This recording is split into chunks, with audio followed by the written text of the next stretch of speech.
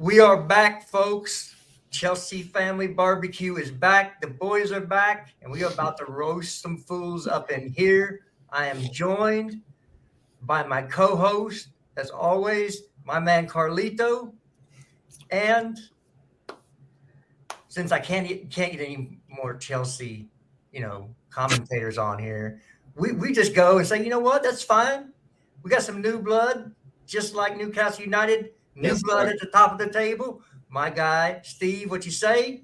Hey, thanks for having me on, man. Good stuff. He says he's a Newcastle fan. I think of him as Lazio Steve.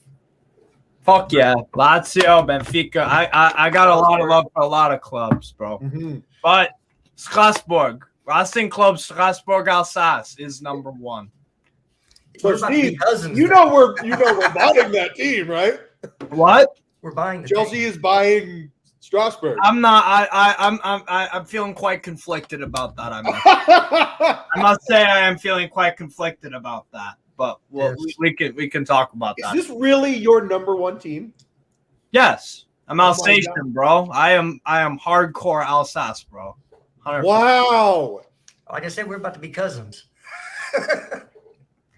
No, I do have some concerns because number one, in 2010, we had American ownership and they bankrupted Strasbourg and we got relegated to the fifth tier of French football because we were completely financially just mismanaged, very, very terribly. So, I am quite concerned. And also, if you look at what Man City have with Estac Trois, they're not getting these. I've seen people, and they're probably just joking. They're like, oh, we can send Kai Havertz on loan and Mason Mount on loan. No, bro, you're gonna send some decent prospects here and they're on loan to Strasbourg. But yeah. I'm not sure.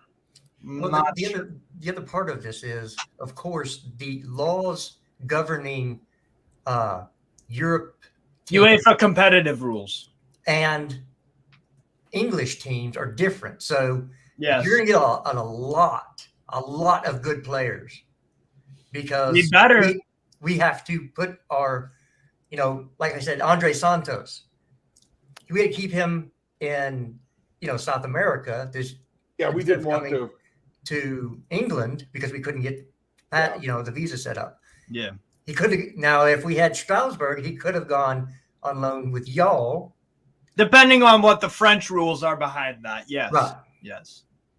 Well, Steve, the one thing I think apprehensive about ownership and spending and financial solvency, that is not going to be an issue with Todd Bowley's group. No way, man. We have more money than God. But the other thing is that we do want first division football. You guys are first division. And we do want that for anybody that is not absolutely going to be playing with Chelsea. I mean, guys, like we were just talking about backstage, mate, with Ian Maatson, right? Ian Maatson going to Strasbourg would be awesome. He'd play. You guys would get better. Hey, by the way, people in the chat, Wayne, Melina, Matt, I've sent you all the link. Get your fucking asses on. Yeah, come on, man. Get the fuck on here. Let's go. Yeah. What I'm concerned about is, are you going to invest in the Stade de la Méno, which needs a lot of renovations? Yeah. Needs a lot of renovations. That's something I've been hearing. And if they want to sell both of these clubs in 10 years, maybe 10 to 15 years, if they want to do that and get a higher valuation for how they bought them, you have to include the stadium. The stadium is so important, so much more important to revenue than people actually think. Our stadium is like 45,000 people, right? It's never been. Yeah. If we increase that to 65,000, you're talking about not hundreds of thousands per game, millions extra per game. More in match day. Millions extra per game. Like the gate revenue and the merch that you sell inside and the food you sell inside and the suites and the posh seats that you sell inside. Oh my, it's millions per game. And people don't get that. They think it's not. They think it's like a couple 100,000. Fuck no, dude. It's millions. It's really important. So, yeah, I'm sure they would. And we have a capacity at the Stade de la Méno of 29,200. So, yeah, no. The thing is that as long as Todd Bowley shows that he actually knows what fucking football is. That's what I've been hearing a lot from my fellow Strasbourgeois, is that this motherfucker don't know about football and that he's running Chelsea a bit questionably. I don't know. I have some concerns. I'm not 100% on board with it, but I'm not outright rejecting it. I need to know more details. I got to push back on this one thing. Bowley needed to hire the 5 to 6 man brain trust that he has just hired, including the cherry on top, which would be the head scout, sporting director. I think he's the guy from Bayern Leverkusen. Our scouting pool, locally, regionally, and internationally, is now 6 guys. It is 6 guys working together. So it's not Bowley. I promise you, it's not Bowley anymore. It was Bowley's job to hire these people, and he's hired them, and now we have the infrastructure. So it all good shit takes time, but it's not Bowley. So that's a misnomer when it comes to like Bowley's not saying, "Oh, I like Enzo Fernandez because I watched the World Cup on Fox." It's not happening. Or I watched Benfica play fucking Chavez in Liga Portugal. Yeah. Hey, although I would have to say that if he picked up on the talent just watching a couple of games, then maybe he does know ball. Hey, Andrew, what's the word, man? How you doing? All good, fellas. All good. Aussie Matt, how you doing, Aussie Matt? All good, guys. Big up to everyone. Big up. Yeah, not Marlito. It's Warlito, motherfucker. Is it? Warlito. Is it Warlito today? Is it Warlito? What made it become Warlito today? Lalito? Trust in Potter. Trust in the process. Trust in my handsomeness and ego, baby. I mean, I've been super inactive from Twitter and YouTube for the last 4 days, so I'm kind of here to catch up on what's been happening. I saw Potter's comments, that he thinks he's going to win the Champions League. No, he's going to win the fucking Champions League. There's a all right, let's have that right. Yeah, let's have that right. Yeah, we're coming for that shit, baby. Let's fucking go. First, they have a high chance of winning it than us. 89-90. Vamos Benfica. Come on, people. But Benfica have a high chance of winning it than us, I think. Anyway, but we got Madrid, man. So. If we beat Madrid, then we can win the Champions League because I think we're going to be the hardest. You have a better chance than Man City because Man City are getting fucking gang raped by Bayern. Bayern's depth is crazy. They have like 6 forwards, man. I mean, so does City, but they're different. Well, Wayne, what's up, Wayne? Yeah, guys are tired, exhausted. Oh no, Wayne, you're gonna need a Coca-Cola, my man, or something. Have a Coca-Cola. As you know, guys, obviously Jester knows and Kate knows, it's been a busy week.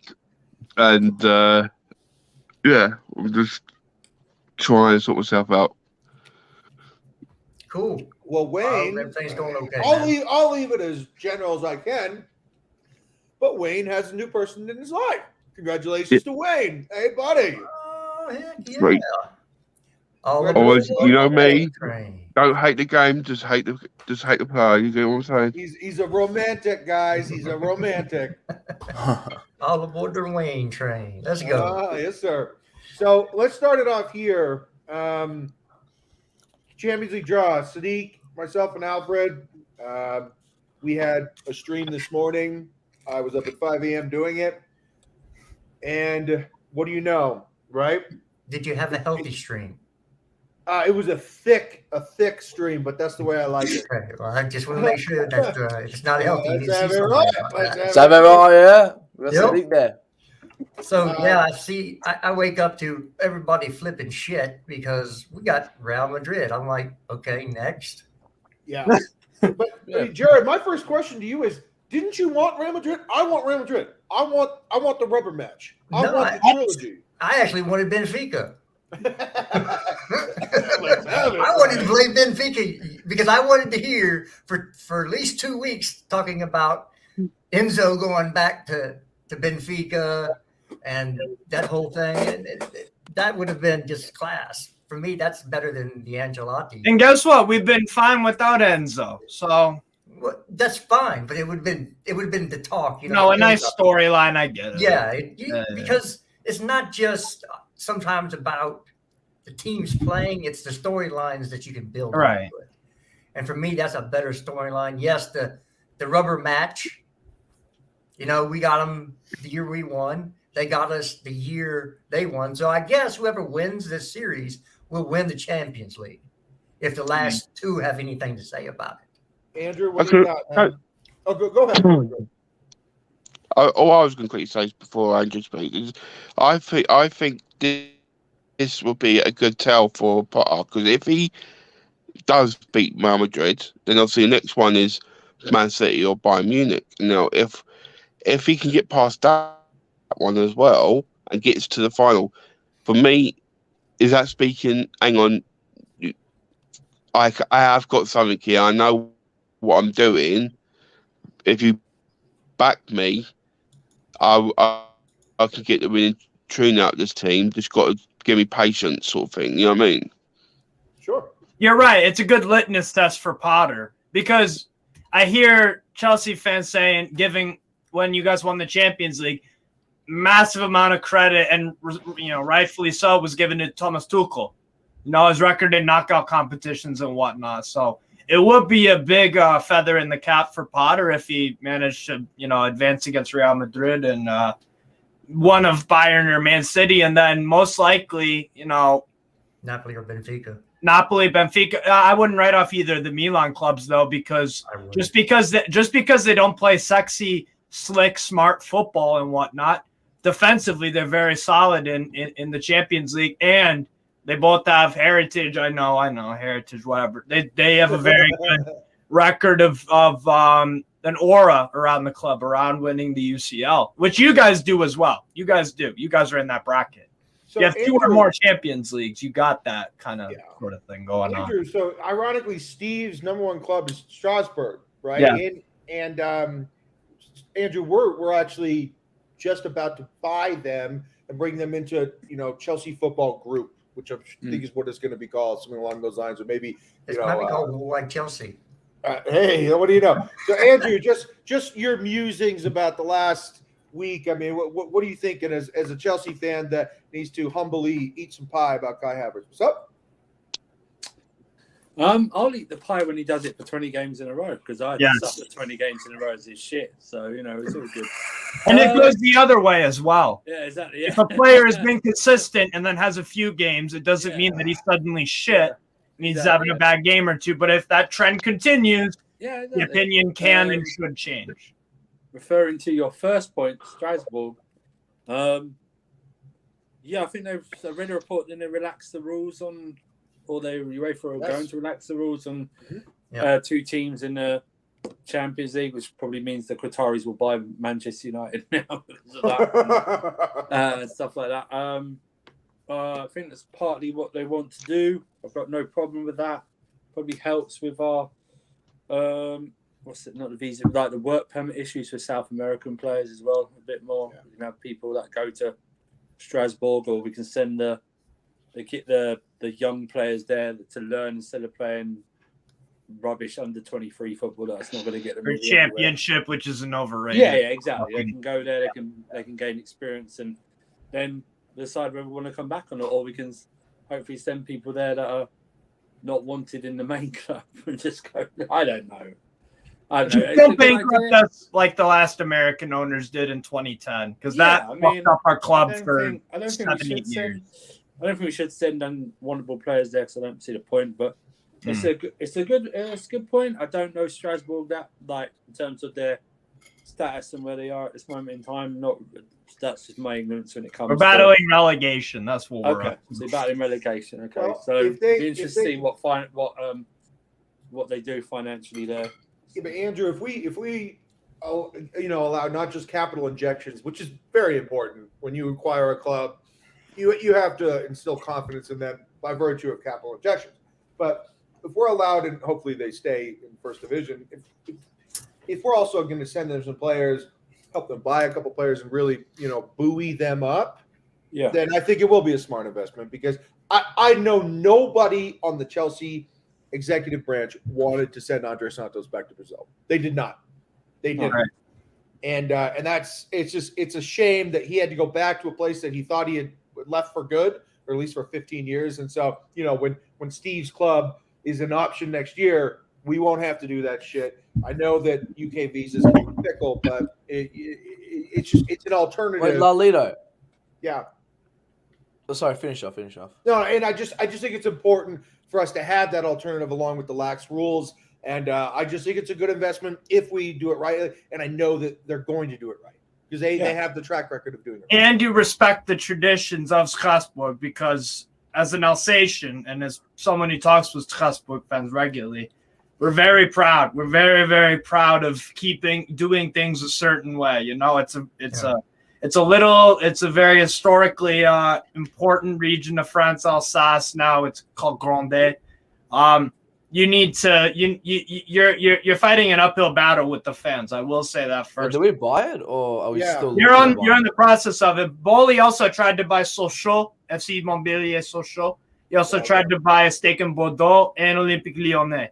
So that's another concerning thing because it's like those three fan bases also were a bit skittish about the whole American investment thing. Well, as an American, as a proud American, I can say that Americans that are rich like to throw money at problems to make them disappear. Yes, so and that happened at Bordeaux. And look, what happened at Bordeaux with King Street. Well, and Bordeaux are a sizably bigger club than Strasbourg. All right, so what do you got, Minerals, Matt? No, I want to go back on that Havertz thing, and that you still are taking a fat L, because he's done this for the last 4 seasons, where he's showed up in the second half of the season for 4 or 5 games, and he's died. Like he always does this. Do they have short-term memory loss? He does this all the time. Since Lampard, he would just show up the second half of the season, have 6-7 games, and then hide again. He's done the same thing. He'll score next game. Maybe you get one goal against Madrid, and then he'll go home. You're wrong. To tell you why you're wrong. He's turned up in the second half of the season. Yeah. See, this is collusion. This is Andrew and Matt colluding against Carlito. The second half of the season. He's not even. I don't know if it's collusion, brother. Oh, Matt, he's doing a quarter. He's not even doing a half season. It's a quarter. It's a quarter of a season. He's doing it a bit late. I expect it to start in Jan. Maybe he's doing it a bit late, Carlito. Version of cost of living football, where he's only performing certain, up to a certain amount during the season. That's what he's doing. Can we talk about Mudryk playing striker? Yeah. Yes. I think it's now. Okay, I'll ask you this, Jared, and I'll ask you this, Andrew, because I know you guys both watched the game because we talked about it afterwards. Was he was playing forward with Kai? He was a 3-5-2. Was he playing striker, or was he just getting into striker positions because he was in the middle and Kai was off on the right? Okay, gotcha. And sometimes that's just happenstance and not actually. No, I know, but sometimes it's happenstance, not actually the directive of the coach. It's just where you ended up on the field. But I did see that he was receiving the ball high, oftentimes with his back to goal, and he actually shielded pretty well for a little guy. And so I think that the end game is to play a 3-5-2 with him and Kai, or him and Zhao, or him and Christopher Nkunku. And I'm fine with that as long as he gets balls into space. So he's too small to hold the ball up. I don't think that's Steve's plan, though, my guy. I think the back three is to get us through this season so they can properly implement the back four this summer. Now, the back three won't go away. They'll use it in certain games, but I see us playing a 4-2-3-1. Jared, why not both? Why can't we just do both? There's no rules against this. Because you want to have a consistent formation. Yeah, but Potter is notorious for in-game adjustments. Yeah. He tries to be a mad scientist, but we'll play both. But I think the main formation, though, that you'll probably run out the majority of the time will be a back four. Yeah. I think with the formation situation, I mean, if you look at it, we're more solid with the back three with the players we've got at the moment who are available, and with Mudryk, I think it was because of Sterling's injury that he was playing that position. I think if Sterling was fit, I don't think Madrid would have been in the central area. I just think it was just because there was no one else that physically could do that position. He didn't want to change too much because he saw us progressing with the formation, with the style of play we was going direction-wise. And he didn't want to keep on changing it because there was what's that word?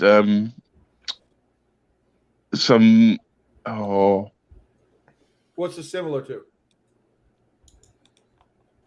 It's like it was he didn't want to change it because it was the same style on same. I can't remember what it's called. Oh, Hey, it'll come to you. Let's move on. It's okay. but yeah, it's just he was. I just think it was just because he was too scared to change too much because he was changing, trying to find the right formation, the right team to play, and he was getting him nowhere, and we was not getting no game. We was losing games we should have never lost. I think now we're getting some points, and we're getting going in the right direction and right momentum. I don't think he wants to change too much. I think he wants to maybe change here and there if he has to because of injuries, but I don't think he wants to change the formation or the style of play that we are playing right now. Hey, Andrew, as a side note, I just wanted to say one of my favorite things about you is how supportive you are of your friends. And, you know, every time we do a show like this, Casually does a show, Worldwide Chelsea does a show, and soon to be the show that Peter and I do with Marshall. I'm sure he'll do the same. Andrew always retweets. He includes a jumble retweet of people that he wants to also help retweet. Andrew, you are always helping your friends out, and I wanted to say I really appreciate it, man. Yeah, we're getting a trophy made for you. It's the golden jock strap because you're such a supporter. Just as long as it's not just as long as it's not used. Damn. Do you think he just did some gold Play-Doh out of his old football work?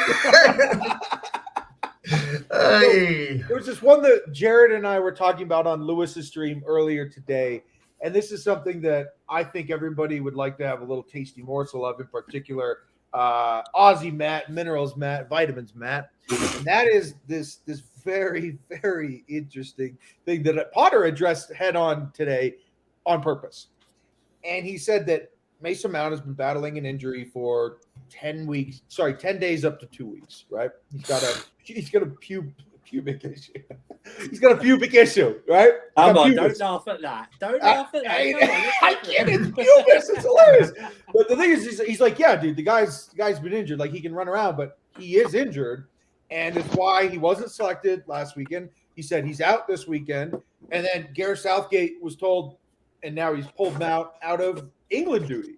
So now Mount is absolutely not ready to go for Southgate. He's not playing with Chelsea. And you had guys like Johnny Minerals. You had guys like Matt Law. You had guys like Simon Phillips. And you had guys like CS Sam 365, the guy that leaks all the lineups for Chelsea.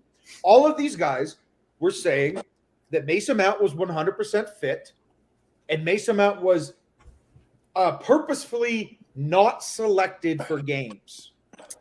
Purposely not selected. These are all these journalists saying that he was purposely not selected. Grant Potter comes up today and goes, no, he's been injured. And Southgate is now not going to pick him up either because he's been injured.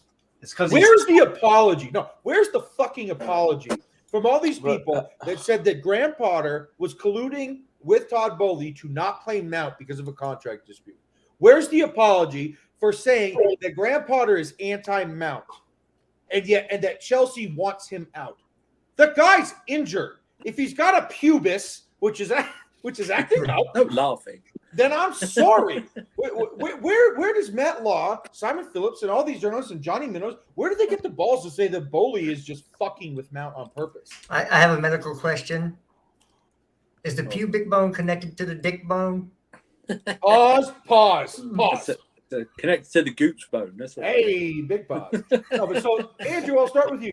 Help me, in all seriousness, help me understand why certain voices within this club and certain journalists that cover this club spent the last week, and maybe even more so 10 days, going on podcasts like London is Blue with Nick Verlaney, alluding to the fact that Mount is fit but is not being played, when that is a lie. It's sort of part of being a PR spin, essentially. They're getting paid to run stories. It's like, we got the thing this week about him, his stats compared to Gerrard and Lampard and stuff like that. And Messi, apparently. Yeah, and I said that's fine. It's just that now that he's in his fourth season, like Lampard was, for the next 8 to 10 years, he has to average 32 G in a season if he wants to be compared. Yeah, by the way, convenient stat that didn't say when he was 23 years old. Right. People had this people didn't realize that Lampard played over 600 games and scored like 200. Yeah, exactly. They don't understand. But the thing is, going back to this original thing, the England thing, what will happen? I still think he'll go to England, but what they like to do is they like to put their own medical staff to check so that the clubs aren't pulling anything, and then they go to UEFA and get the means that the club can't play the player. I don't see the point of. I mean, wouldn't Mason Mount have come out already and say he was fit if the club was saying he wasn't fit? These players have no problem speaking out as soon as possible when something happens. So if my manager was saying I was injured when I'm not, I would come out and say that I'm not. So that if I wasn't injured, I would come out and say it. There's no because harm Mount. Yeah, you're right. Mount has all the power in this because he is. Yeah, there's no harm in him saying it. You know, what's he going to say? Yeah, actually, no, I am fit. None of that's come out. Yeah. Even his dad, who apparently likes to do. So I don't know if it's true or not. But nothing's come out. Even like the advisors have not come out and said anything. It's just like mouthpieces who are paid to say something because I would pay. If they paid me to say nice things about Mount, I'd take the money. I'm shameless. Andrew, here's my problem: the accountability angle of people will just rush past this story now that it's come out. That Graham says that Southgate has discluded him now today from the thing. But people are going to run past the story, and there's not going to be any accountability for Matt, for Johnny Minnows, for Simon Phillips, for CSA Sam 365. None of these people are going to have to answer for the fact that they fucking lied for 10 days. Because journalism is in the gutter. Well, that's been like that for years. That's not a good enough answer for me. It's not acceptable. It's been like that for years from Lampard's season as well. I also think we're being very real about it. It's not a massive story whether he's fit or not. I mean, in Chelsea community, maybe it is, but I don't think it's big enough to be like, go, where's our body? That's fine if you want to do that, but I don't think the majority of everyone. Can I at least say why I think it's a big story? Yeah, because it would say. What I will say is that we'll probably forget about this in 3 or 4 days' time. No, so. I've already forgot about it because I don't think he's a consequential player. My point is that I feel that. Well, no, I never have. My point is that I think that there is an overarching narrative, at least there was until today when this was debunked, that the manager can be influenced by the executive branch and the owner to pick the team. And that is the harmful, I guess people call it agenda, but that is the harmful narrative that is actually being perpetuated by an otherwise nothing story. I don't give a fuck about Mount. I carry more about the syntax below. Sorry, not the syntax. The subtext below this. I care about the subtext, wherein it is Graham Potter being allowed to be influenced because of contract disputes by the executive branch of Chelsea. I'm glad that was debunked. I don't think. Yeah, I think this whole yes man, straw man argument is just something to make people who like Mason Mount feel better. A coping mechanism. All managers at a point in their career are all yes men. They just are. I mean, if you're telling me even Mourinho at Man United. Hang on, if you're telling me that when Man United sold Ronaldo in the summer 2009, Fergie was happy with a summer of Michael Owen, Obertan, and the dude from Wigan, and he's just sit there and take it, then yeah, sure. I'm sure it is. But even Klopp's a yes man. Even Pep to an extent is a yes man. You know, and they get their way. So I think this is all just a real propaganda war in terms of people that are paid, like want to support Mount and stuff like that. I mean, we're also talking about Matt Law, who said it would be a fucking disaster if we sold Mason Mount. I mean, please. We've sold better and bigger players than Mount, and we're still standing. Please, man. Well, here's the thing. Mount's going to be gone. Like, anyway. Mount will go to a place like Liverpool and thrive because that's the type of midfielder they live on. They want a midfielder who will run with the ball, can pass it 5 yards occasionally, and doesn't have a through ball, and doesn't score a lot of goals. So it's all good. He will thrive there. That's fine. I'm happy. I'm happy for him. I got no point. I've seen better players go. I've seen De Bruyne go. You know what I mean? I've seen others go. We will be fine because we will replace him. He is a player that actually we have. He's called Gallagher. He's a player that's replaceable. Same player.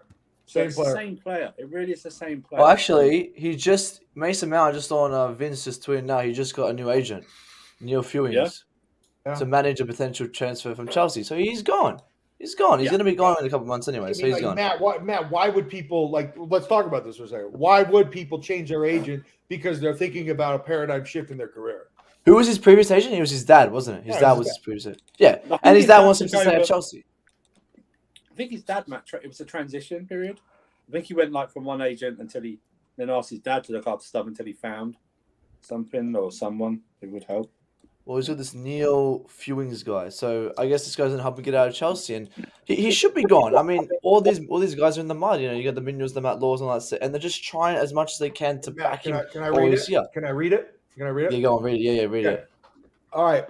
This happened 1 minute ago. Matt Hughes. Okay. Daily Mail, chief sports reporter. He is the head dog at that publication. Mason Mount has appointed a new agent, Neil Fewings from Wasserman Media Group. Interesting. To manage a potential transfer, the strongest indication yet that he is set to leave. Mount and his dad, holy shit, have sought more specialist assistant to negotiate with other clubs. Guys, minerals, He's Matt, gone. vitamins, He's gone. vitamins. Done. This is real because It is. Wasserman Media Group. Yeah, that's mergers and acquisitions type shit. And this is great, Carlito. This is what we want. We need Of him course. gone. I'm sorry. He needs to be gone. He's garbage. And this injury now, like, remember he was this, he's never injured, he's always fit. But now he's getting injured and now he's not fit. So he's getting worse. He's somehow declining and he's getting in his young age. That's what they're telling me, but he's declining. He needs to send to Liverpool, win Ballon d'Ors in Liverpool. I couldn't care if he won a Ballon d'Or because I've seen him for 4 years and he's showing that 4 years he's been here, he's been garbage. Go ahead, Andrew. I think.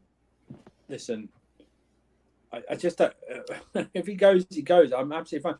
If the story of 180 grand a week is true, whatever the other issues with the contract is, whatever the installments are, then I don't think Bowley and whoever's doing this contract will offer any more. Because is it upset that 180 is the maximum he can get with incentives, or is 180 the base? And then you add incentives onto it. For example, it's been reported that some contracts have the Champions League clause in it, right? We don't make Champions League, you're not going to get that much money, right? Maybe he doesn't want that. Maybe it's the length of contract as well. Maybe he's thinking 6 years, or it's too long. I can get at least 2 more contracts in. Do you know what I mean? Yeah. Like the usual thing. And then just wants a usual 5-year contract or something like that, which is his right to do so. And it's our right to offer whatever we can. So, but I just don't think if the story is true about 180 grand, there's no way we're going anywhere higher.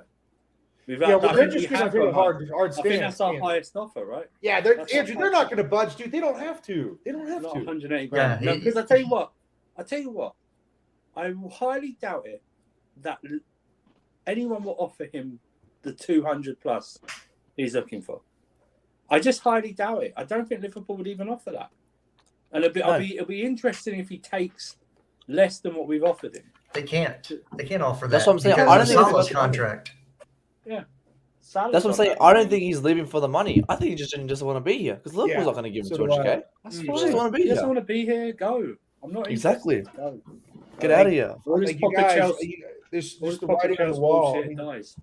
These guys, they train every day with each other. They do yoga. They're in the weight room together every day. You know that this brother looks at João Felix, that he looks at Carney, that he looks at Christopher Nkunku coming in, and he's like, yeah, if Conor Gallagher can't sniff a start anymore, how the hell am I going to get one? Well, he said this. The reports earlier were when Nkunku was bought, when they were talking about other players coming in, that if João Felix was made permanent, that he would be gone. That was in January or early February. And if João Felix was going to be kept as a permanent, that Mount was not going to resign. Because Yeah, no. But Jester, don't you think it's also like it's the influx of attacking players, especially out wide sure. now? I mean, that's why And- Ziyech okay. is That's why Ziyech is not going to be here. That's why Pulisic's not going to be here. Yeah. Andrew, you got to hear this. Sorry, you got to hear this. One of my best friends that I started my podcast with, who now is co-owner or on my side of Worldwide Shells with me, Paul. He does our merch. He just texted me because he's taking a flight to London right now to go to the game tomorrow from Boston. He says, "Gosh, I'm really concerned about Mason's mental health." Oh, I couldn't care less, man. What Paul, were I you couldn't care saying, less. Jester? Go on, Jester. Well, I think that everybody just needs to understand that they've done the majority of buys already. Now it's clear out to get the squad into shape. Yeah. So where you're not dropping 4 or 5 players every time. It should be at least on the bench. Yeah. So, okay. If they're going to buy, if Nkunku's coming in and they're buying Felix and a striker, you need to start looking around in your position groups and going, Maybe I'm not doing a good job. Hence why they're buying a shitload of replacements. Right? But guess if they go to a 2 in midfield or a 3 in midfield. So they want to sign up Kante to a new contract, right? We know they want to do that. There's rumors that they want to try and do a deal with Kovacic. Yep. You've got Gallagher, who seems okay to accept a squad role at Chelsea because he turned down the move to Everton because he feels he's too good for them, right? Although Andrew, Newcastle could still be. No, I know. Please keep it. No. What I'm saying is they also my word. they also heavily linked to this Kone kid, right? Mönchengladbach, right? Heavily is only 25 million pounds. Everyone links us with Lavia, right? You know what I mean? The midfield options then start to. You got Enzo there, right? But what I'm saying is the options and the positions and the spots in the squad are now shrinking in that area as well. Because let's face it, not on your best day and not anywhere else. Not even if you had a horseshoe stuck up your butt and a 7-leaf cloth around your neck. Will he ever do a pass like that to Havertz that Enzo did to Havertz against Leicester? He wouldn't even. To his mind to even think like that, his head would explode to try and even think like that. Oh, but he scored against Real Madrid 2 years ago. That's why I have to keep him. And he creates chances. He's elite. But what I'm saying is, it's like I believe he's allowed, and that's fine because he should be like that. He's been allowed, and his advisors have been allowed to think he is more important than what he is, or better than what he is, because of the circumstances we found ourselves in, and we've allowed that to grow and fester. As a fan base, parts of this fan base have been allowed to prop this guy up to be more important than what he is. He done well during our very bad times. It's not to say he hasn't played well for us before. He has, but for the past a year to 18 months, I think we've seen it sort of not flatline, but sort of even itself up. And now we're seeing him for what he is. You know, playing. Yeah. Andrew, I want to say one last thing. I just want to say I watched that game again. That wasn't even Enzo's best pass. That was his third best pass. There were 2 through balls in the second half, one with the outside of his right foot, that were just fucking outrageous.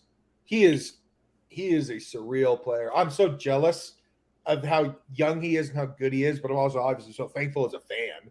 Thanks for the cash, brother. Thank you. Yeah, you're welcome, Benfica fan. But I look, the guy Mount has never dreamt of passes like that, and Enzo does it on a whim. What do you got, Wayne? I was going to say, but if I remember reading rightly this week about Felix, that they're talking about it could be 80 million for him now to get his signature through, and I think that's obviously no-brainer, really, if you look at the quality he can bring. But you look at Mount, last time I remember, he was quoted to go for about 75 million. So if you look at that and you think, 80 million Felix, 75 million Mount, you can make, and you basically bring in 5 million deficit. You say, yeah, thank you. No-brainer. There's no Mount. Yes, look. Like Andrew said, he has given us some good games and good moments, but the simple fact is he's so toxic of a player for the club. I've never, in my wildest dreams of how long I've been supporting Chelsea, never seen such a toxic player in the club for fan bases be so up war. I've never known that ever for Chelsea, and I think it needs to be gone. It needs to be right.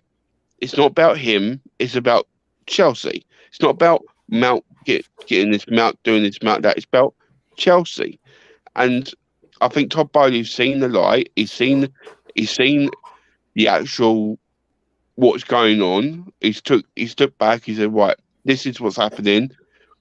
We're gonna find a way of dealing with this. Mount's put a foot in his arse because he thinks he's the best player in the team, and obviously isn't. And I think in the summer we'll get our monies back. I think you're gonna see. There's something was mentioned earlier, and I think could happen. I think he'd be the next Daddy Alley. I think he could actually see him become a nobody and going nowhere, and just it's going to fizzle out. So 4 things have happened to Mount that have gone against him, right? Change in ownership has happened, okay? Change in ownership has happened. He's not performing well in the contract year, right? Okay. Major problem. Yeah, major problem for leverage. Yeah, major problem. We're starting to win now and play better when he's not in the team or the squad. Yeah. And Reece James signed a contract under this new ownership. Yeah. Accepting whatever incentives or whatever are on there. Okay. That's a problem. Okay. I believe this ownership view Reece James as the player to back, as the face of the club. Okay. No matter what Mount is on, Pepsi Max, stuff like that. I believe they want to back Reece James. We see Reece James do all his charity work and stuff like that. They want to back this guy. Now, Mount, under the previous ownership, probably would have already signed a contract by now. Yeah, we all know that. He would have signed a contract by now. So he's not willing to take less than what Reece James is on because he's going to go back and go, I'm two-time player of the year. I got these goals last year and stuff like that. And that's totally fine. But the problem is that this new regime has given everyone a clean slate and they don't view you as highly as the previous ownership do and some of this fan base does. They view you at a certain level and they probably think you're only going to get to a certain level. And that's why you're not going to get as much as Reece James. Although Reece James has got injury issues, and maybe it's a point of working him out while he's young so he doesn't get any injury issues later in his career. But I just think it's all about that. It's how he sees himself and how the club sees him. And it used to be like that, but this new ownership, now he's up there and the new ownership don't see him like that. They think that. I'll tell you why. It's very easy to sign Mount to a contract. These guys signed Enzo for 120 million euros on the last day of the season. Okay? That's how much. So if they wanted to do something, don't tell me they couldn't sign him and give him what he wanted. Yeah? If they could do that, but they're not going to. They want to do certain things one way. They want to take this club in another direction than it was going to be. And I'm fine with that. And you know what? If he has to go, he has to go. Wayne says 75 million. I think we might be lucky to get that. That's crazy. But if you get that money, get that, yeah. But I think realistically, it's anywhere between. Between it's 50 probably and 60. 50 to 60. 50 to 60 because of certain things. And by the way, that is a profit because he came for our academy. By the way. Yeah, Andrew. Last thing I'll say because I want to reintroduce a new caveat new topic in the show, but because Mount is becoming exhausting. Andrew, the last thing you and I, in particular, because we're a little older, we've watched this game for a long time, man. And Kevin, when you have he hasn't watched as long as we have though, but he's a very smart guy and I respect his knowledge. But like the point is that like with KDB and with Salah, they were raw, right? Everybody's worried about this KDB Salah comparison because they were about the same age when they left. Here's the deal: Mason Mount athletically, as an athlete, is already at his peak. There is not a much higher. Yeah, there's not a much higher ceiling, not just as an athlete, but as a player that he can actually, become.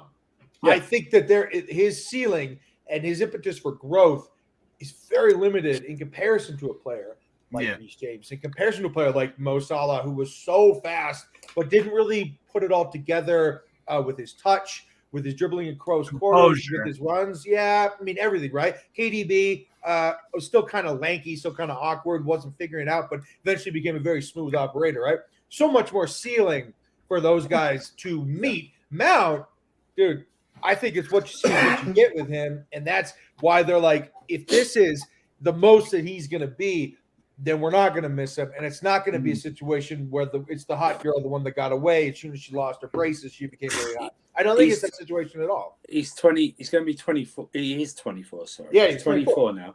He's established. He's become who he is. I need to. When you're, I think by the time you're 24, 25, when someone mentions a football player's name, you need to think. I'm not saying it, but you need to think of what that player does. Yeah. You know what I mean? There needs to be something there where I go, you need to go, oh, yeah, that's like Mason Mount. Do you know what I mean? Like if you're describing another player, oh, yeah, that's what Mason Mount does. Something like that.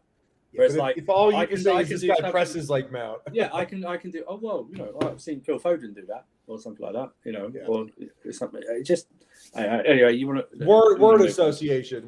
Yeah, yeah, exactly. All right, so I'm going to open this up to Jared, Steve, everybody, but attitude reflects leadership, right? You kind of adopt the personality, at least temporarily, of whomever is the guy in charge. When I was coaching, I was a very assertive, confident, loud, arrogant, brash guy. And my team, yes. No, my team, come on. Yeah, but even I'm Mr. Fucking Badass. No. I was unnecessarily arrogant. But here's the thing: even the quiet kids on the team, they were a little bit more, But the thing is that when you have a guy like Mikel Arteta, it's no surprise that the way that he acts is the way that his players act on the field. Yeah, like little bitches. Yes, like he's so demonstrative, so unnecessarily. It's about Arteta, right? Yeah, Arteta, okay. And it's like there's no wonder that his players react to every single fucking call, react to every single fucking tackle, bitch about everything, never let anything slide, and are just constantly demonstrative. It's because the manager is like that. And guess what? It was to their detriment because I'll tell you what, dude, Sporting used that to their advantage. I watched that game. They were, by the way, they always have the dopest jerseys, but they were fucking killing them on the counter. Surgical counters against Arsenal, who was way too busy bitching at the ref. And Zinchenko can't defend either. Gets out of position. I mean, but my point to everybody is that, like, the reason that Arsenal does have cracks in their armor is because of the attitude and the behavior of the manager, at least in my opinion. And it's true because I can attest Eddie Howe is a very stern, hardworking, professional man. And our team reflects that, right? We've been phenomenal since he's came to the club. He don't make excuses in press conferences. Our players don't either, post press conferences. And also, Carlito, to add into that, it's called standards. Standards, accountability. If the manager don't take accountability and have standards, then the players, well, why should they?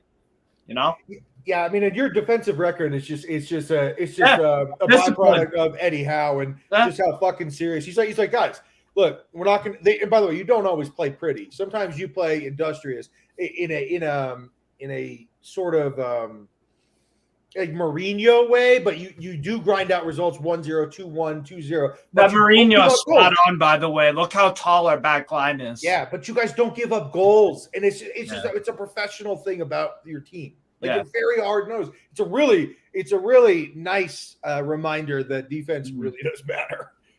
Yeah, absolutely, man. No, but I love the Mourinho thing because I was talking with my guy Andy, and he was saying that the recruitment has been Mourinho-esque in a way with the back line because you guys, when Mourinho came to Chelsea, you guys brought in some very, very tall players on your back line. Carvalho, monster. Jose's going to replace Eddie Howe, but anyway. What? Jose's going to replace Eddie Howe, but anyway. You know what? The Bobby Robson connection, I do see that happening. What's up, Prime? How you doing, baby? What's up, everyone? Thanks for having me on. Long time no see. Yeah, it's been a while. Where you been? It's been a while. I've been live. Prime, He's been grafting. He's been grafting. Prime. Did you take that Arsenal loss, throw it into some dough, put it in the oven, and make a pizza out of it, and just rub that shit, baby? Oh, it was delicious to me. Talk to me about that Arsenal loss and why they lost. Bro, I just let them lose the league, and then I'll enjoy it. I maybe think different to a lot of other people. I'm not gonna banter them for knocked Keep out your powder against dry. Sporting, because I know they're gonna win the league, so it's not worth it for me. I just got a foregone conclusion. There are 12 games left. There are 12 I know, but I That just is genuinely 36 feel. points, Prime. I know That's that. also I 12 know that. beers. I hear it, but I just genuinely feel like they'll win the league. Yeah. So I'm just being patient. Like I'm looking at this Arsenal team, and even if they don't win it this season, I just see them going from strength to strength. So I'm just trying to be, You're keeping your powder dry as you should. No. It's It's not keeping my powder dry. It's just being. Okay, yeah. I'm just honest. I'm just honest about things. Yeah. Fair enough. Well, I am not bothered by Arsenal in the least bit. I'm not either. I think we're gonna bang them. I think Wait, you even think if we'll they beat do, them? No, you're not. even How do you if think they, we'll beat them? even if they do win the league, I see it a Leicester. I think we're gonna bang them. Yeah, I do. You'll get a draw, best case scenario. Well, Steve, by the way, careful with those words because I might throw a bet at you. I will. I'll do it whenever you want, pal. I am that type of guy. Whenever I hear something and it doesn't agree with me, I want to bet on it. So what do you think, Steve? What do I think? They'll win 3-1 against you. All right. What are we betting in? Lira? What are we betting in? What are we doing here?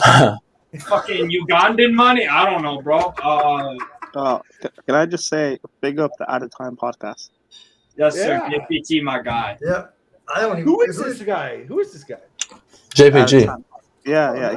He's my bro, Chelsea fan from the States At as a well. Time podcast. Hey, At a Yeah. Time. I'm gonna follow you. I don't know. I didn't know who you were, man. Oh, Kalido. Well, I don't think he's that active on Twitter, but he He is. follows me. Hey, what's up, dog? Oh, nice.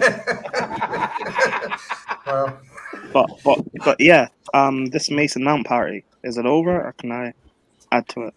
no. You can let's always kick a man when he's down. It's a 24-hour celebration, Prime. Oh, Actually, live Prime, forever. I'll ask you about Mason Mount. You know what I've been thinking about him? I think he is he's no better than James Ward-Prowse because Mason Mount's not world class at anything. You could argue James Ward-Prowse is world class at free kicks. Yes. Mason Mount. Okay. Remove all the other external political bullshit factors about him. If I just look at him as a player, and people might not agree with me on this take, but I think at his best or his potential, he can be a very important squad player in a title winning team. I think that's him at his potential best.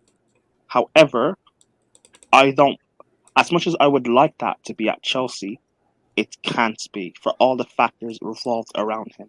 The way the fan base protects him, or the fan base will get on his neck and scapegoat him. The way the media, particularly Chelsea media, protects him. The fact of he just cannot be criticised no matter what.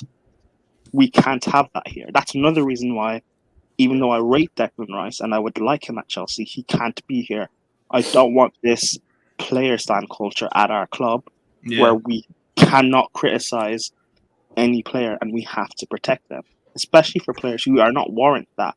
I listen to Mountain stands. They throw the likes of Reece James and Thiago Silva under the bus just to protect Mount. These guys are twisting stats to make it look like Gerrard and Lampard were not as good as they were to protect Mount. That's not. What are we doing? I don't hear Liverpool fans slandering Gerrard to protect Curtis Jones, or hear United fans twisting Paul Scholes stats to protect McTominay, Bruno Fernandes, whatever. Yeah. Why are we Newcastle fans didn't twist stats to protect Shelby, and why are we doing this? Why? Because he was Lampard's fan. But Prime, Yeah. we know the answer. We know the answer. We lost our superhero, Superman Hazard, and we need a new Superman to save But our this bridge. has to And they die. use Mount. And They use this Mount love because of the Brand Lampard liked him. That's academy. the I reason. know, but this love, and also this love of the academy. I call it La Cobas for a reason. Our academy is not great, other than what We Reece rated our academy James, before. other than Reece Prime. James, Christensen, and Tomori.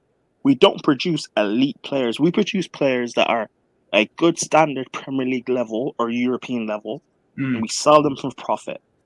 That is a great Before academy. That's what we 2019, should no be one gave doing. a fuck about our academy though. Exactly, Before 2019, and no one, we have and no a one better should. academy. We'll see. If I remember when Frank was here, his first season, and we played Lille, and Chelsea fans were telling me Tammy's better than Osimhen, and I was saying no, actually watch this guy. And now Osimhen's what, top 5 strikers in the world, and Tammy's being benched at Roma. Like, our academy is not elite. Chelsea fans rate Lewis Hall. This guy's another roadrunner. Gallagher was at Palace last season, and this is something I think Alex has been saying on streams, that Gallagher's won Player of the Season back to back. He hasn't. He won it at Palace last season, yes, but the season before that at West Brom, he was not their Player of the Season.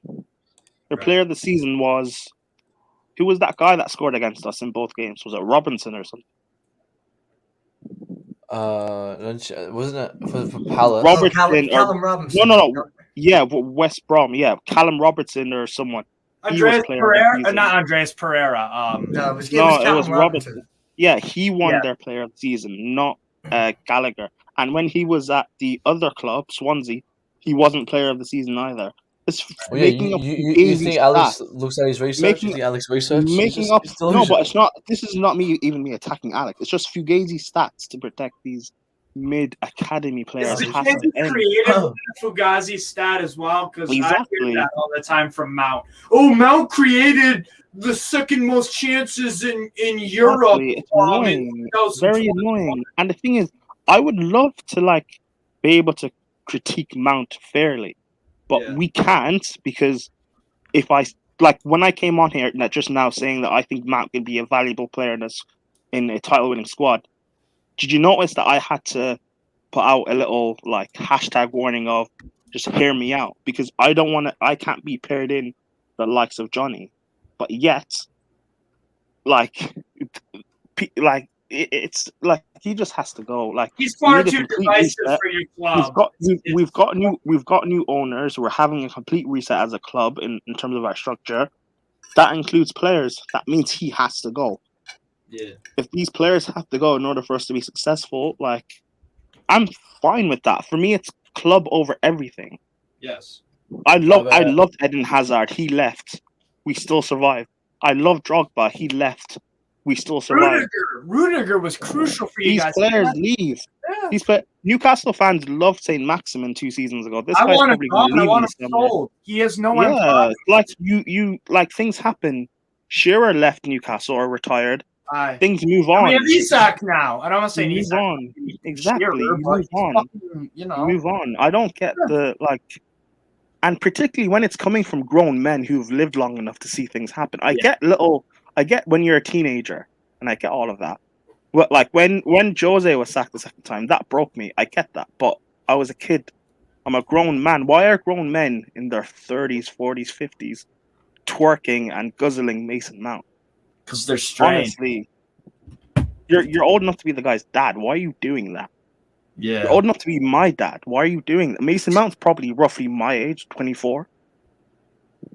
Is he 24? How old is Mount? Yeah, 24. That's correct. Yeah, Mount's my age. That's weird.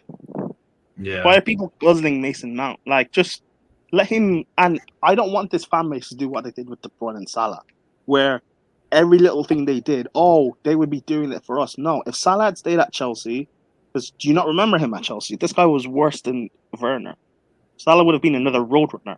Ivan Toney at Newcastle. Rafa Benitez, for the reason, didn't rate him. Ivan Toney would not be the player if he didn't go on loan to places like Northampton Town. And that's what people don't get. If you truly love these players, let them go out and flourish elsewhere, because they're not going to do it at the club. Tony would be a nobody. KDB, if he'd stayed, he'd be a nobody. Like, let these players go and flourish. Coutinho at Inter was Big up woeful, Lewis in the but street. Liverpool took a Exactly. chance on him. He elevated. Exactly. Players need moves if they're stuck somewhere and it's just not going to happen. They need moves to Exactly. possibly progress on to be better players. And I'm like, and the thing is, as much as he will go, like, you'll have the mountain stands who will put pressure now on Potter and these new players we bring in. Mate, And the on Mountain Stands are goalie, dying. things They're not dying as clicking. well. No, Oh. they won't truly die. They'll just move on to another person. And that's the embarrassment. I mean, I hope they leave fucking with him. Like, I hope they go to Liverpool. They, No, Like, they're fucking- not all gonna leave. No, they won't all. No, The they next won't. But prime. player, no, but they'll put pressure on Nkunku. So when Nkunku comes in, he has to perform. They'll put pressure on Potter. No, We might have a high standard now. You know what the because best of way to this place. no, they'll turn to. This will become now. They'll turn on the owners. Whiskey. Yeah, Yeah, It'll I be- understand. It'll be. You know the best way to put it? It's The already Mount started. stands. The Mount stands will act like rival fans. You know what rival fans are like? Let's say, Man United by Antony. He has a shitty first game. Ha ha, Antony sucks. Look at him. Ha ha. You wasted all that money for a shit player and it's one game in. Next year, if Mount goes to Liverpool, ha ha, shit first game. Ha ha, Chelsea, you're in the mud. Potter, you're an idiot for letting him go. Mount is amazing. But Also, remember, we were Steve, told. may I give we're a told moment about of Billy silence. Gilmore, if you remember. to not just Johnny Minerals shtick, but Johnny Minerals YouTube channel. I want to give a moment of silence. It may not Let's happen have it immediately, right. but let's have it right. That motherfucker is coming down, baby. Johnny, I don't even think he'll just go from Mount He'll go praise Bowley out. to like He'll be like Bowley Andrew out. said, hating on the owners. He's already Yeah, started. hating on the owners, Yeah, hating yeah, on we started. Potter, and He hating knows on. Mount's gone. Look, watch Johnny have an agenda against Nkunku. Watch. Yeah, no, it'll happen. Oh, Felix and Kunku, whoever comes, it doesn't look. Because have you noticed Problem any is, attacker people we with- signed? Have you like Jesters? You notice that's why Chelsea fans have an agenda against Pulisic. This was before him constantly getting injured. By the way, Because When he was actually Hazard's playing well. replacement. The people not remember what he did when we won the Champions League as well. By the way, against Real Madrid. Scored in that But- semifinal second leg. But yeah, apparently Pulisic is the worst. Chelsea fans were defending Cho, who was even more injury prone than Pulisic and wasn't performing. But yeah, blaming Pulisic when Pulisic was doing wing back shifts. But yet when Callum played there, it was all of a sudden, oh, he's not a wing back. It's Tuchel's fault. Yeah. Double Mount has to standard. go.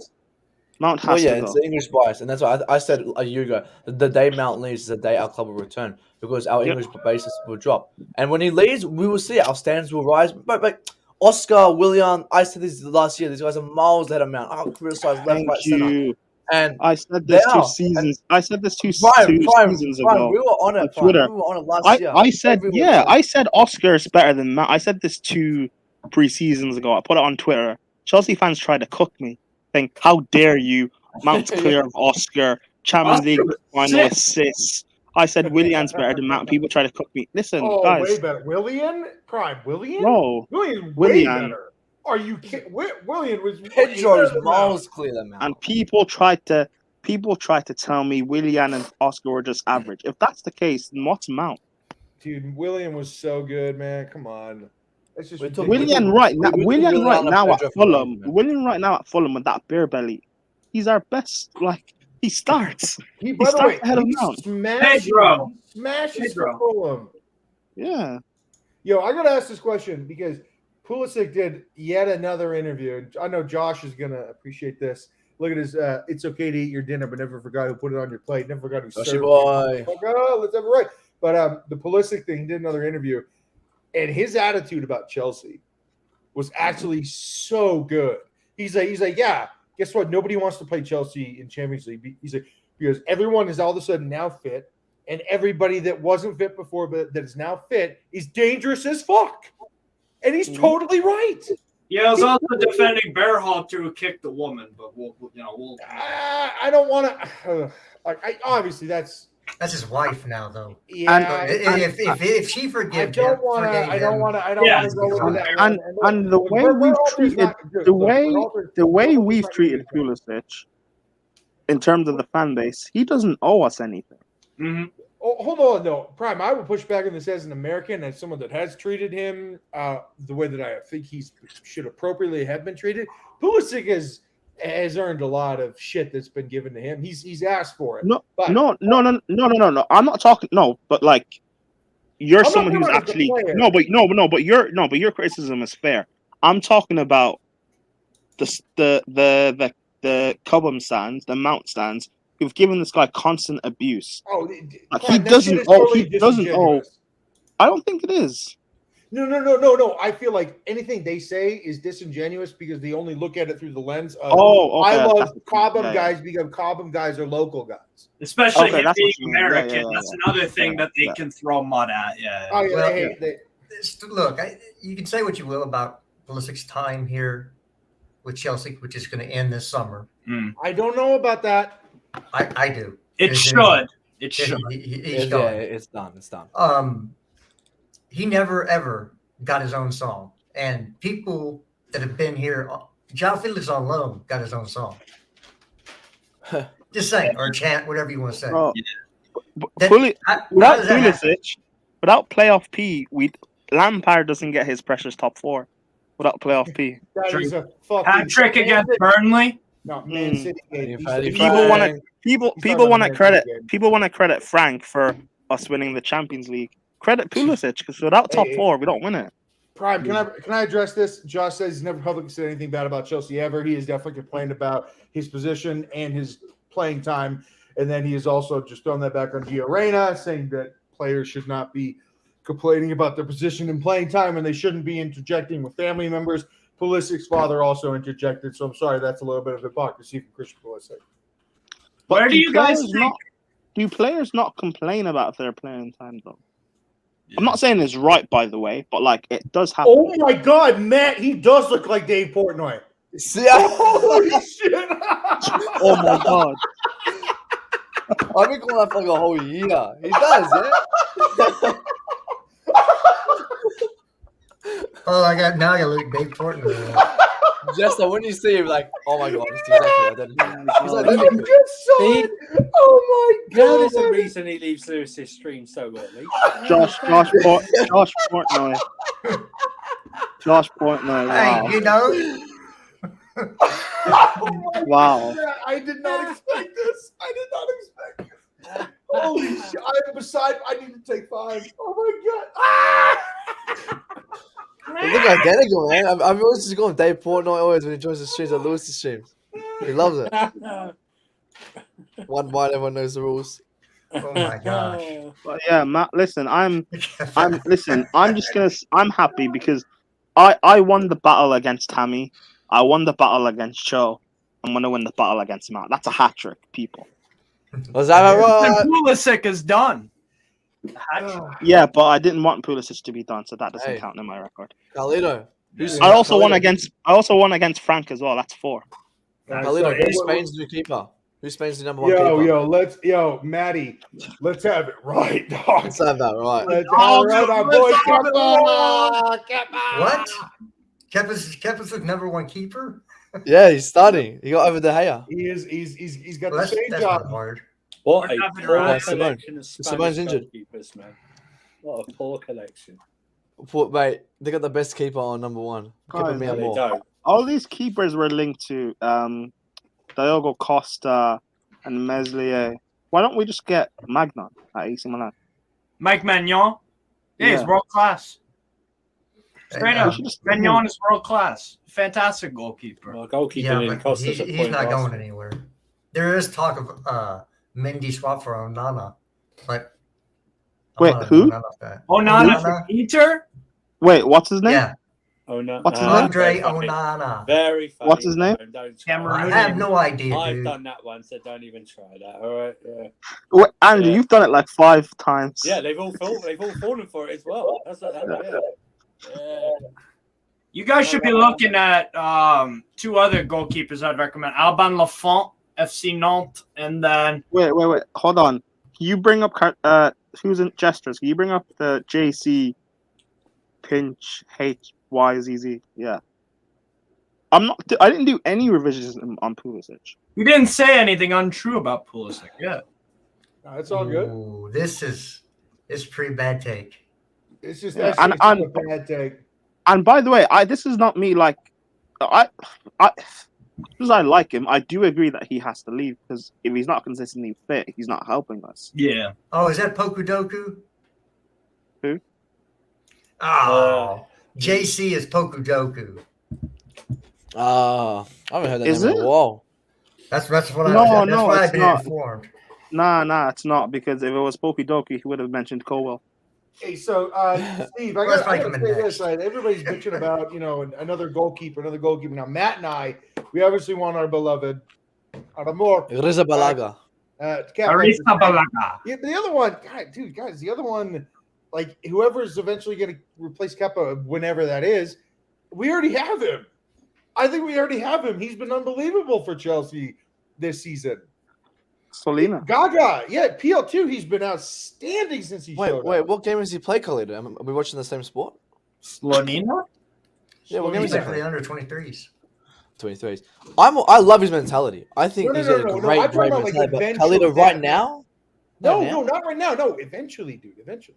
Yeah, 100%. This is all about long term. Gaga's 18 years old, bro. This is long term. No, what I'm saying is, like, there's no need to go out and spend money on another number one keeper. Yeah. Kepa is definitely a great shot stopper. His confidence is Yes. unbelievable. His hair is just his hair looks Carlito. unbelievable. Carlito, cook. Here. Let's go. What? He's talking about No, Clark. I'm agreeing with you. I'm saying cook. Okay, oh, yeah, I'm but not- his hair is unbelievable. Prime, they don't Look, understand the he's got like the young confidence, bro. generation He's got the speaking. confidence. He's got the confidence. So it's like Mendy, get the fuck out of here. Gaga, eventually, what, 5, 6, 7 years? Sure, he'll replace Kepa. You think But for now- Slonina needs a loan to develop? No, I want him to just be the solid number two? Yeah, I want him. You to think stay he's with good enough to the be deal. number 2? Okay. Yes, I watched Chicago Fire play, man. Oh, I didn't Carlito, do you not think we could do what we did with Courtois, loan him out, like to get for like 2 years I to don't get want him? to do. No, I don't. I don't want to do that because I want him to develop within the system of Chelsea. It does matter that he's with Kepa and with the coaching staff every day, and he is still playing for the U23s, which he could do for another 5 years. Wait, don't you want professional experience in a league? Yes, No, yes. no, at true. the same time, U20. I forgot he's 18. He's still a kid. he He's is 18. so right. young, guys. This is the only reason, Steve. It's the only reason I'm saying it is because he's so young. Look, we can also give him cup games. Kepa, when he was playing poorly, he played cup games. Like we can give Slonina cup games. That is real. It's those are real Poku. games. You know where? You know if you guys do end up buying Strasbourg, Matt Sells, our goalkeeper. He's Confirms it. he's getting up there in age, so I think Slonina to Strasbourg on loan would probably be something that would happen. How old? Steve, stop trying to take our players. How old is Kepa? No, we're going to buy Strasbourg. Kepa's like 27. 27. Yeah. What? Say young. 5 years. 28, 29. Yeah, 4 or 5 Sorry, years. he's Yeah, 28. He's 28. He's 28. oh, 28. I'm not having I think we're 29. going to sign Robert Fuck Sanchez off. this summer. And Hey, Gabriel Slonina, oh my God. Slonina Andrew, is so Andrew, late. we suffered with Mount for 4 years. You can suffer with Kepa for We 4. suffered for Kepa for 5. And we won a Champions League. And He Europa wasn't in League. goal. So what? What do you mean? So what? This man nearly cost us a point on a Saturday. And You know he's won us look 9 points Mendy, and individually look this at- season. He's won Mendy one. cost us Champions League last season. Brentford Villa, he No, he cost us. You didn't. said And us like Kante- 6 Golo points. and Kante cost Ke- us. Yeah, but Kepa's it been was- Kepa's No, do you Kep- remember Mendy passed the ball right to fucking Kep- Benzema? Kepa's part I of remember one of the Kante best. in both legs. cost him. Kepa's part of one of the best defenses in the league this season. I don't give Yeah, a fuck. yeah, He Andrew. should. Andrew, I got to say, in both games against Real Madrid last year, Mendy was responsible. Although Conte's the one that left the ball in the second game. Inexplicably he did that, but no, Mendy was part of both goals that lost us those things. Like, let's be very clear about that. Kante cost us both goals in the Bernabeu. Can you bring up Bobby Hitchens' Just goal? Look, Andrew, look. I Well, hear no, what let me you're get this saying. right. I'm not backing it. Listen, both our goalkeepers, if you splice them together, barely make a decent number 2. I want them both gone. They are both. But this is why I don't want Slonina to leave either, because I actually do think he's good. Absolutely shit. If you want to progress in this club, you talk about getting man out, that's fine. You get both goalkeepers out as well. Because, like I say, Kepa has been good this season, but he's always going to have those mistakes. And you know what? He thought, you know what? I got away with one. I'm going to try and get away with two. And he just about did. He nearly cost us a point on Saturday. We wouldn't be talking about how good Enzo was. But then he saved us like 3-4 times extra on Saturday as well. No, So, but if we're being real, cost us. yeah, if we're being real, Hang on. But Andrew, did you not know what's Courtois like on the Liverpool like he's Courtois even still has his flaws. Like every keeper has his flaws. No, but then they make up for another one. No.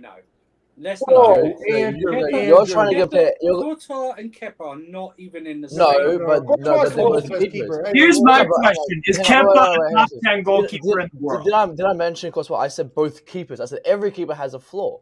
Yeah, but they the make other up thing for about somehow. Ederson, like, dude, guys, you look at Ederson. Ederson has shaky moments every game for Man City. Every game. Midfielder, anyways. Look, But no. Look, Courtois has perfected his craft. Courtois is pretty much the ideal player right now in goalie. He is what Manuel Neuer was. Alisson's the one. Alisson's the person. Alisson's on fire. Yeah, but Alisson also look. Hold on. Alisson also just let in 6 goals over 2 games. So let's not. I don't care if it was a team sport. I don't care if it's a team sport. Apart from one, yeah, which you have to really you have to note down his mistakes because he rarely makes them. Apart from one, ricocheting one off of Vinicius is absolutely his mistake. You just said it, ricochet. That's what I'm saying. But it was his foot that made the mistake, dude. That's what I'm saying. That one goal in the first leg is his. Otherwise, he kept in the second leg. He kept it respectable. Yeah. Hold on a second, because he was Liverpool's man of the match in the second. No, this is a very important point, Andrew. Andrew, this is a very important point. How do you not organize your back line better? Because it is his job, is it not? Because Van Dijk is washed. Part of his job, yeah. But when you've got, he's a coach on the field. This is also down. Listen, this is also down to manager. When you've got a right back who can't defend, and then you have an essential defender who has to pull out further to the right, which leaves a gap. How can you organize the defense? Wait, hold on, Andrew. I know exactly what that's like, Andrew. Hold on, I know exactly Andrew. what that's like to have a hold on, Prime, because I'm making a point about me actually doing this. I know what it's like to have a right back that's slow. Also, who's in Alexander is not slow, but I also know what it's like to have a right back that's bad. I do know that you have to overcompensate and shift the other 3 a little bit more just as cover. Guess what? Alisson did not even try to organize that. And hence, he was constantly being exposed as a keeper because the right side was exposed because the player was on a fucking island. Alisson, TAA was on a fucking island. Liverpool would be battling relegation this season without Alisson in goal. That's a fact. Okay, Andrew, no, hold on. Andrew, I'm not just faulting the keeper. I'm also faulting Klopp for trusting TAA. No, but Andrew. If you're going to use the defense and organising thing, you can't praise Kepa at all this season because he couldn't organise a diary. Andrew. I want so better. what you're Let's underline it. I want a better goalkeeper. I agree with you. We agree with you. Andrew, we agree with you on that. Andrew, so what you're saying is, for a goalkeeper, no matter how what you're saying for a goalkeeper, no matter how good you are, it can be a detriment against you when your defense just cannot defend and there's no defensive structure whatsoever. Is that what you're saying? What I'm saying is that if a goalkeeper is good as everyone says he is, he should have more of a voice and all. No. I'm talking about what Alisson. No. You're going to try and. I think what you're trying to do is go a long way around the saying something like we haven't had an organised defence and that's left Kepa exposed. Yeah. No. I was just going to say what I was saying under Fat Frank. That's what you were having no defensive structure.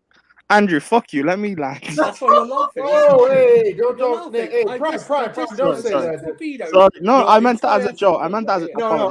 Prime, don't say that to him, please. So no, I meant that as a joke. I don't care. Okay, apologies. I've just destroyed you, Prime. Let's move on. Jester, what do you want to talk about now? Ruining my joke. Okay. I think. Yeah, Prime was trying to ask rhetorical questions like a dickhead because he always does it. Do we have a change in formation no more, or change in player personnel? Oh, not formation. I don't see the point. We've won something now. We won a few games in a row. Let's stick to it. Personnel wise, I don't know. We played what 7 days ago. I'll pull up I the don't- lineup. Yeah, I mean, God forbid, Andrew. I don't that see you why want- We don't do the lineups things. I just want we're not doing that. We're not opinions doing on it. I think. Where's Reece James fit? Yeah. Andrew, fit to be square. if he's not, I'm going to take a funnel from a frat house, right? I'm going to pour Pepto-Bismol by the gallon into it until he suffocates, just to cure those bubble guts that he's got. Because I swear to God, any more bullshit excuses, he's ill.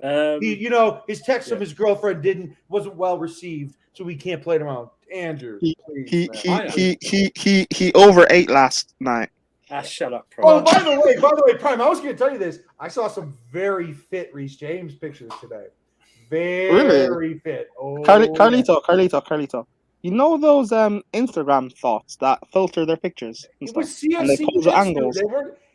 Carlito. In this day and age, Carlito. In this day and age, when you can pose a certain way, sucking your gut, filter. Boom. This was an action shot, you To make me look sexy. Carlito. We live in a day and age where Thanos looks as real as a human. Come on, man. CGI. This is just Reece James. CGI. No, it's not. Carlito. I agree. Reece James is the best right back in the world. Your brain. He is. I love the. I agree. I love the guy. You also call him obese James. No, but Carlito. I agree. Don't butt me. You fucking know you. Can I finish? I agree. He's the best right back in the world. My right back. However, tell him to lose weight. God damn it. Tell him. Hey, listen. Could you imagine how good he would be if he lost weight? No, but just 20 pounds. 20 pounds. Or just gain some muscle. We hear it. He's too much muscle. What I'm saying is, Prime. He looks fit. He looks good to go. Carlito. I think that's bear goggles, man.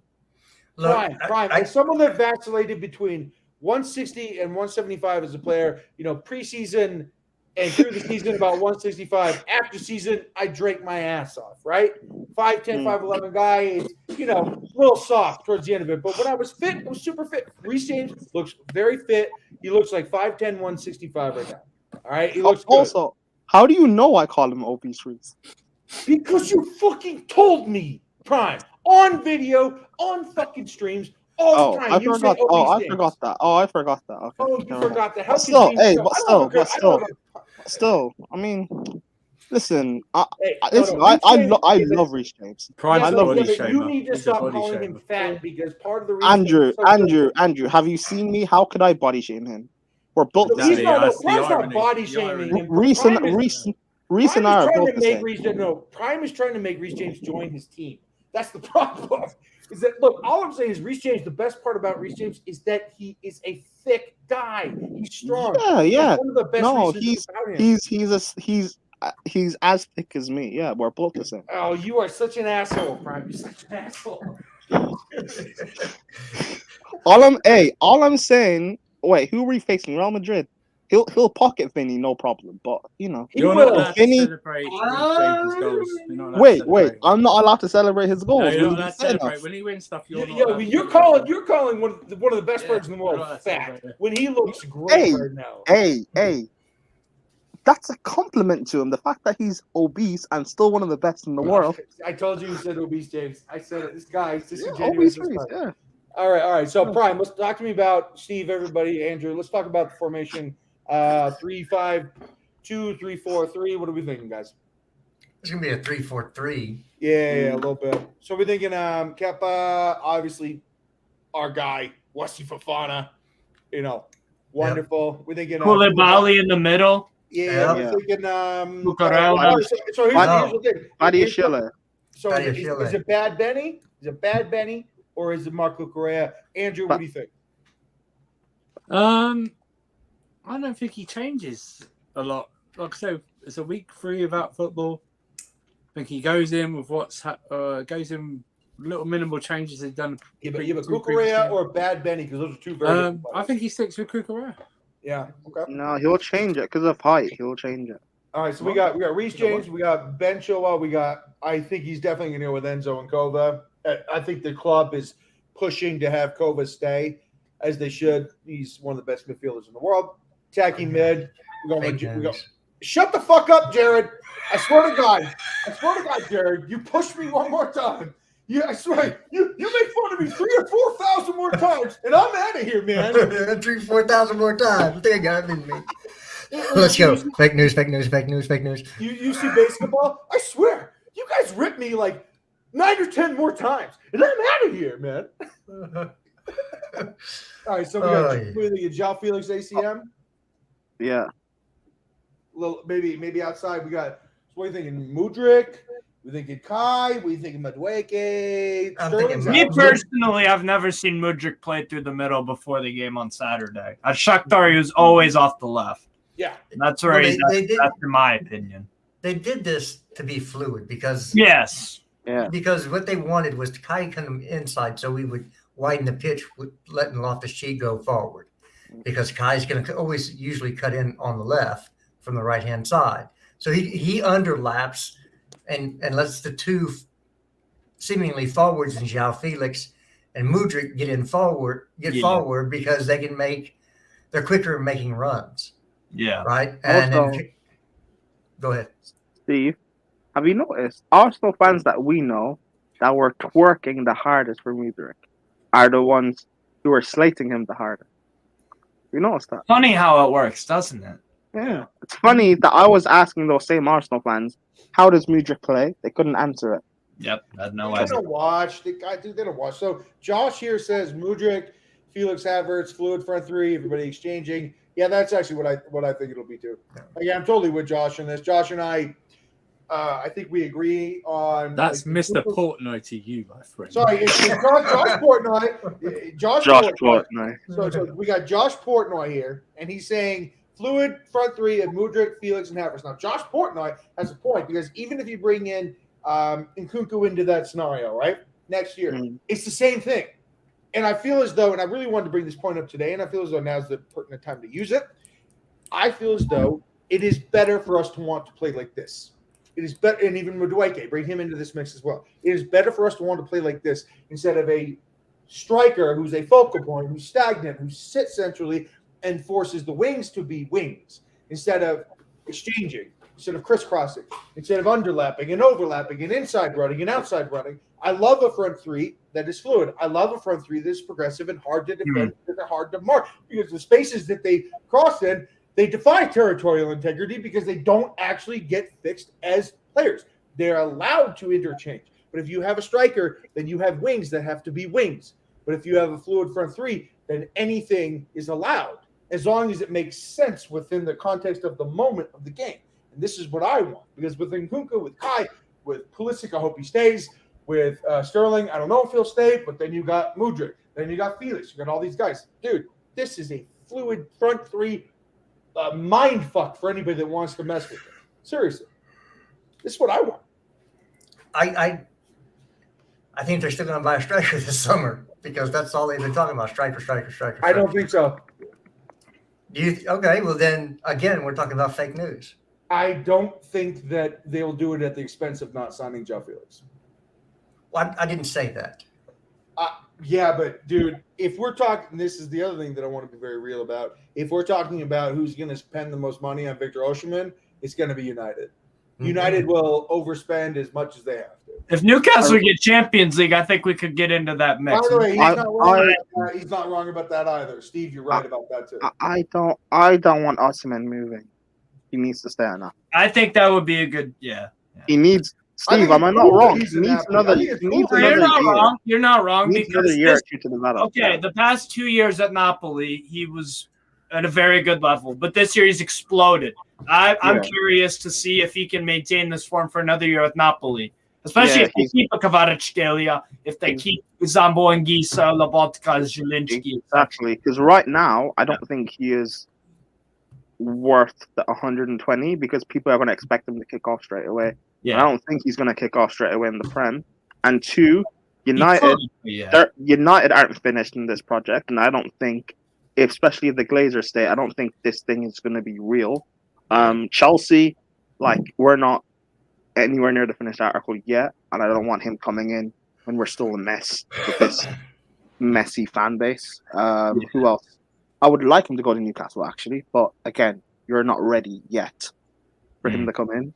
So, because then that would stick at Newcastle though, because then he could operate off the left, and then also in the middle. Those are two guys that can get you goals. We could go 4-4-2. Eddie Howe's done that as well. 4-4-2 towards the end of a game.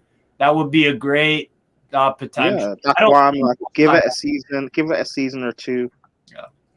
Then you leave, and you can lead a team to a Premier League title or something. But just wait. And especially because Napoli, for all intents and purposes, they're Scudetto winners. Exactly. You know, the fans would probably appreciate him staying another year, and all those guys. And also, De Laurentiis does a pretty good job, good track record of keeping superstars at Napoli. So he just gave Kvara a new deal, right? Yeah. Mm-hmm. So why wouldn't he just do the same for Osimhen and keep him happy? Because Osimhen really wants to come to the Prem. No, I know, but he said it eventually. Look, Prime, I read the same report you did. All right, you and I are on top of this shit. And look, I get it. Osimhen, sure. But is he 23 years old? Let me double check. I want to say 24. It could be 24. Okay, let's just be very. Let me check. Victor Osimhen, born 1998. He is 20. Okay, he's 24. Okay. He's almost 25. So his dream is to be a Premier League player. Okay. Mm-hmm. He could do that when he's 26, 27. Exactly. I would actually like to see, no lie, and this goes against my own self-interest because I'm obsessed with Chelsea. I would actually like to see De Laurentiis just give him a deal that allows him to stay for 2 more years. Just do a contract deal that he did with Kvara, who is now signed through 2028. He's one of the most weird, eclectic, powerful, just absolutely. He's a classic winger, man. He's a classic. No, he is also very improvisational too. Like, he is a very weird player. There's this comp of a player that he had yesterday. One of my old coaches from college. I was playing NCAA. He said that Kvara reminds me of this guy. Who did he say? I have no idea. Yeah, he shifts so well. Kind of plays like a little bit like Hazard, a little bit like. Doesn't remind me of Hazard. Hazard was much smoother on the ball. No. Kvara is much more choppy. God, what's Steve? Who am I searching for here? I can't remember what this coach of mine said. I can't remember. Who am I searching for here? Because there is a choppy player, not Ribéry, although it's not Ribéry.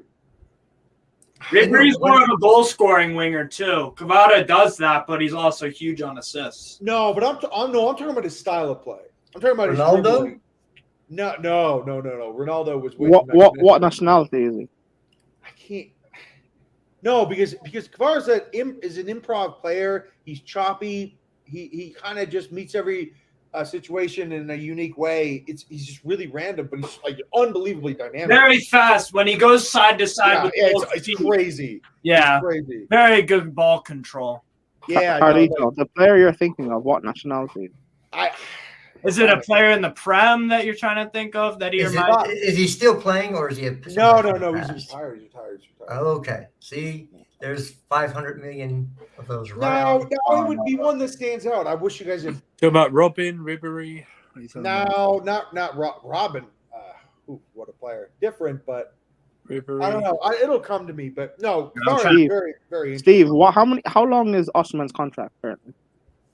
Let me look on Transfermarkt. I believe there's 2 years left off the top of my head. I could be wrong. So in 2020, I could be wrong. If he signs for 2 more years, that's fine. Like again, Osimhen really wants to come to the Prem. So I'm assuming that's why he said it out of his mouth. Yeah. I'm assuming he'll have some sort of a thing in his contract where Prime. Listen to this because this is big. He signed for Napoli for 80 million from Lille. Yeah. He signed for 80 million. Yeah, so he's not gonna leave on anything cheap. That is why, dude, you guys, we're talking about like a world record fee here. Which is why, when he if he signs a new contract, when he signs a new contract, I'm assuming there'll be some sort of clause or thing in there stating that he will be allowed to leave for a certain price, like 120, 140, whatever. And by then, in a season's time, in 2 seasons' time, he'll actually be worth that price. Contract expires for Osimhen at Napoli June 30th, 25. Oh, Okay, 3 so years. that's Oh, a 2 little years. less. No, it's not 3 years. 2 It was years. Sorry. 2023, 2 Year and a years. half. Yeah. It's a year and a half. Yeah. So that would mean, well, that's less leverage for Napoli. So I would imagine Napoli and ADL, they want to do a deal at least till 2028, give him a bump in pay raise. I get it. And by the way, he should. Because Osimhen's got 19 goals and 22. yeah, he's got 27 goals total. Had a brace against Frankfurt this week. We're just a really like just an all action comprehensive player that is really good at like one-time finishes. He can fucking he has a hell of a leap on him. Yeah, they got Like, you saw the he goal the other scores day, so right? many headers that not even strikers who have an inch on them or two could score. Imagine him on the end of Reece James crosses, man. It's the truth, though. It is the truth. But Prime, I don't think that Napoli objectively should do it. I think they should extend it. No, they will extend, which is fine, which suits it because he needs that extra. Yeah, but year. I'm fine with us also not going for him yet, and maybe waiting until the right time. I know. That's what we should do. We should wait, and I want him to wait as well. Yeah, for his development. Yeah. Yeah, but you gotta love the player too, because he's also a fucking badass. I love the player. So cool. Last year he had some weird injuries too, a facial injury that cost him, and there was some other. By the way, Steve, I think he wears that mask. Year. I think he wears that mask just because. He does. He does. Yeah. Remember Rip Hamilton of the Sixers? Sorry, of the Pistons. Rip Hamilton wore his mask even after his face wasn't in trouble or susceptible. Yeah. Steve, I said think Victor should wear it. I think he should wear it just as like being a superhero.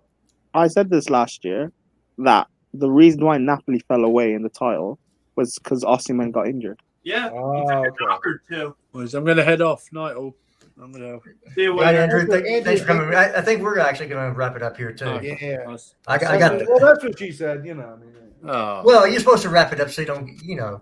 I mean, sometimes you gotta let one slip past the goal. You know what I'm saying? Well, yeah. Just pull out. Pull out, man. When in doubt, pull out. Niall. All right, gentlemen, we'll wrap it up here so I can finally get something put together. Okay, moving on. But so I can finally get something to eat tonight. Since I mean, she kind of said that. That's what she said. I beat you to it, Brian. I beat you to it. Yes. Seafood buffet. Hey, Steve, that Spain jersey you had. Were you wearing a Spain jersey earlier? No. We're out of here. Peace. Peace out. So what are you wearing right now?